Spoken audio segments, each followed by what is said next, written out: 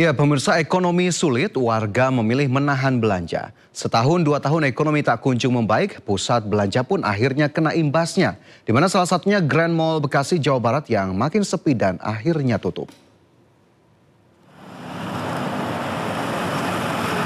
Grand Mall Bekasi, mall kebanggaan warga kota Bekasi di era awal tahun 2000-an akhirnya tutup setelah kalah pamor dan ditinggal pengunjung.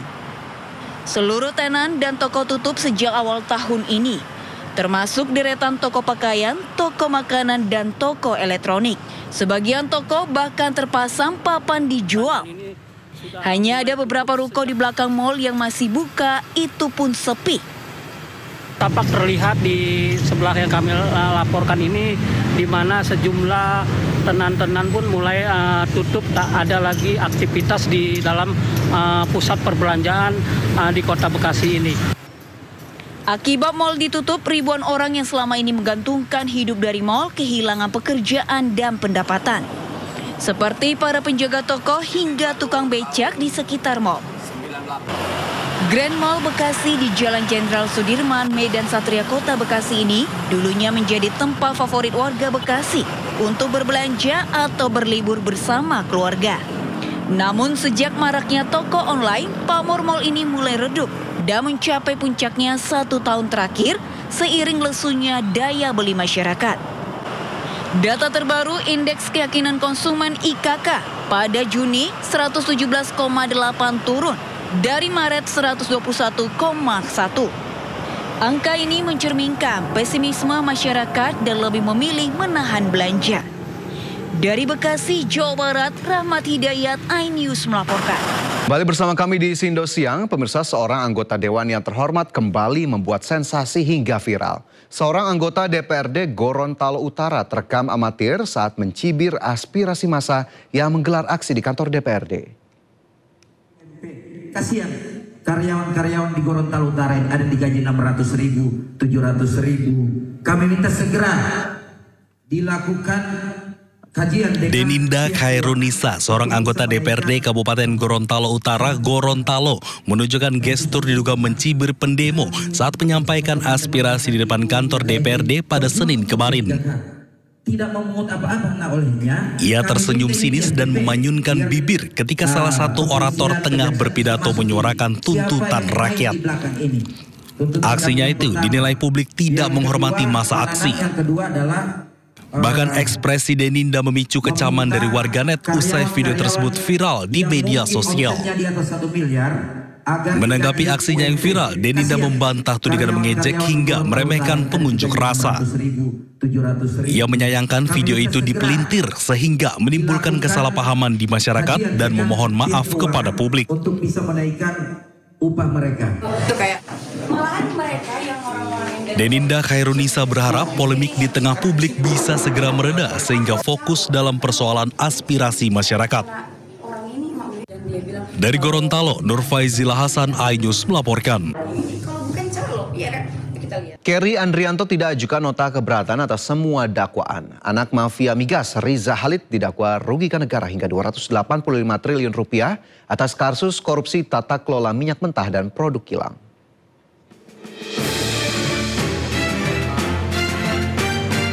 Sidang kasus dugaan korupsi tata kelola minyak mentah dan produk kilang terus berlanjut.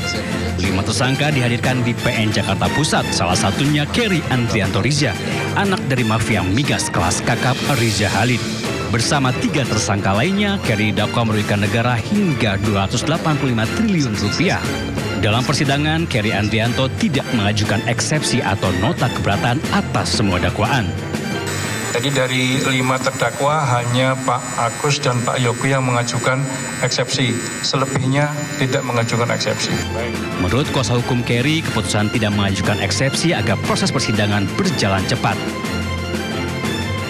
Dalam kasus korupsi tata kelola minyak mentah dan produk kilang, Kerry Andrianto Riza didakwa memperkaya diri hingga 3,07 triliun rupiah. 18 orang ditetapkan sebagai tersangka, salah satunya ayah Kerry, Riza Khalid, yang hingga kini masih buron. Tim Liputan iNews melaporkan. Menteri Keuangan melaporkan sampai akhir September 2025 APBN mengalami defisit.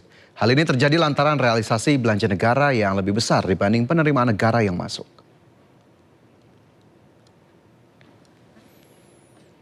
Kementerian Keuangan mencatat defisit APBN hingga September 2025 mencapai 1,56% dari produk domestik bruto atau setara 371,5 triliun rupiah.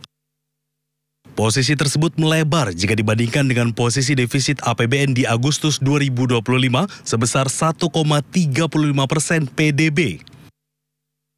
Menurut Purbaya, penurunan ini dipengaruhi oleh merosotnya harga komoditas global, terutama di sektor minyak dan gas serta pertambangan yang berdampak pada penerimaan pajak. Tercatat, realisasi pendapatan negara hingga Juli 2025 mencapai 1.863,3 triliun rupiah atau turun 7,2% jika dibandingkan periode yang sama tahun lalu sebesar 2.008,6 triliun rupiah.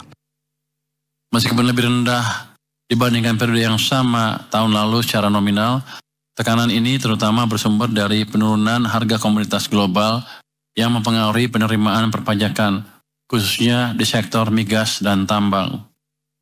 Sementara itu, realisasi belanja negara juga mengalami penurunan dari 2.251,8 triliun rupiah menjadi 2.234,8 triliun rupiah per Juli 2025. Dengan kondisi tersebut, keseimbangan Premier mencapai 18 triliun rupiah.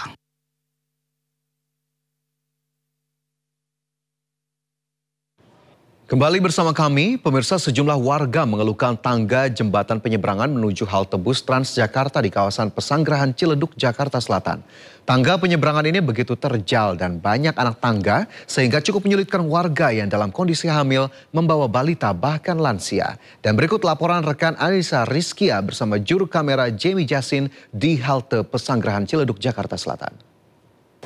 Pemirsa, di antara 10 jalur langit Transjakarta yang berada di wilayah Jakarta ini, salah satu yang memiliki anak tangga terbanyak di tempat saya melaporkan yaitu di halte JOR yang berada di Ciledug, Jakarta Selatan.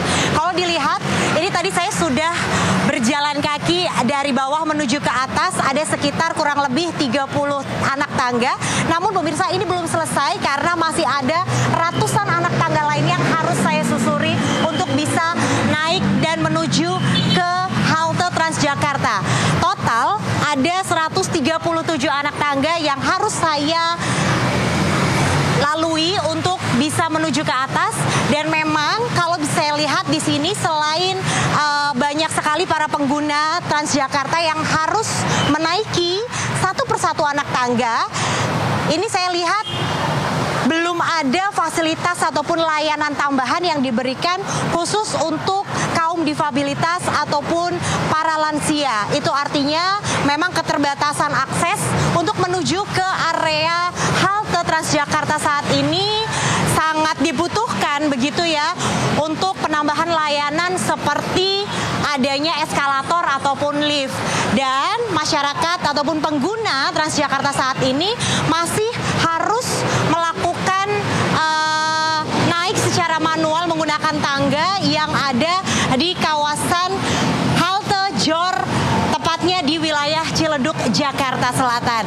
Hingga siang ini, pemirsa, memang dapat saya gambarkan begitu ya situasi di kawasan akses jalan menuju halte ini sangat sepi karena memang masyarakat lebih memilih begitu ya untuk naik di wilayah lain karena ini sangat melelahkan bagi saya.